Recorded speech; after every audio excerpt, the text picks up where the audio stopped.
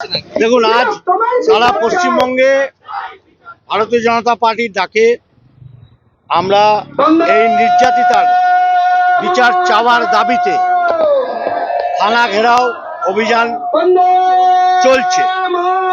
আমাদের দাবি একটাই, নির্যাতিতার সঠিক বিচার হোক এবং আসল দোষীকে খুঁজে বার করুক।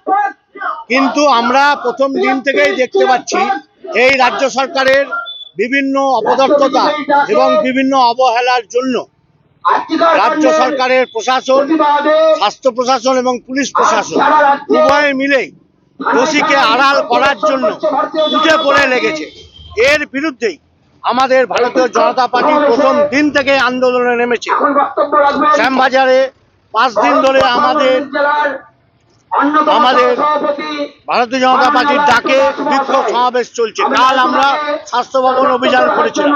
আজকে আমাদের প্রত্যেকটা থানায় ঘেরাওয়ের অভিযান চলছে।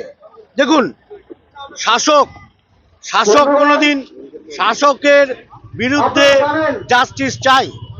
আজকে মমতা ব্যানার্জি স্বয়ং রাস্তায় নেমে বলছে খুনিদের শাস্তি চাই। উনি কার বিরুদ্ধে, কোথায় কোন কথা বলছেন আমাদের তো মাথায় আসছে না। এটা হচ্ছে একটা নাটক। এই নাটকের জন্য উনি সারা ভারতবর্ষে বিখ্যাত। আমরা চাইছি দোষীদের আড়াল না করে সিবিআই যত তাড়াতাড়ি পারে দোষীদেরকে শনাক্ত করুন এবং উপযুক্ত শাস্তি দিন। যে সন্দীপ ঘোষ অধ্যক্ষ হিসাবে আজ বিগত দিন থেকে যে অত্যাচার চালিয়ে গেছে বিভিন্ন ডাক্তারদের সাথে, বিভিন্ন স্বাস্থ্য আধিকারিকদের সাথে, তাকে বিভিন্ন রকম ভাবে এই মুখ্যমন্ত্রী বদান্যতার খাতিরে বিভিন্ন জায়গায় বারবার বদলি করে দিচ্ছে। কেন হবে? কেন মেয়েটির তদন্তের আগেই পুড়িয়ে দেওয়া হলো?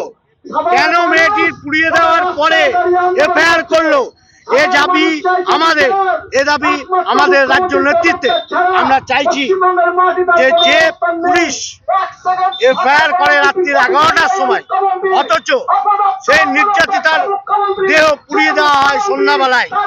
এবং কি এমন ঘটলো যে এত তাড়াতাড়ি করে পোস্টমর্টম করে তার দেহ পুড়িয়ে দেওয়া হলো? এখানেই গোটা পশ্চিমবঙ্গবাসীর সন্দেহ।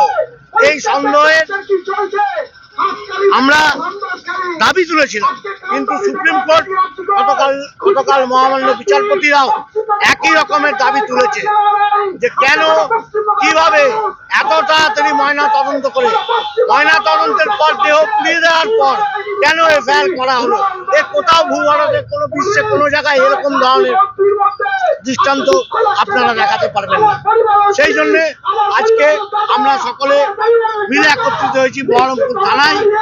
এর বিচার চাই এবং সঠিক দোষী যাতে ধরা পড়ে তার জন্য ভারতীয় জনতা পার্টির ডাকে আজকে আমাদের এই অভিযান।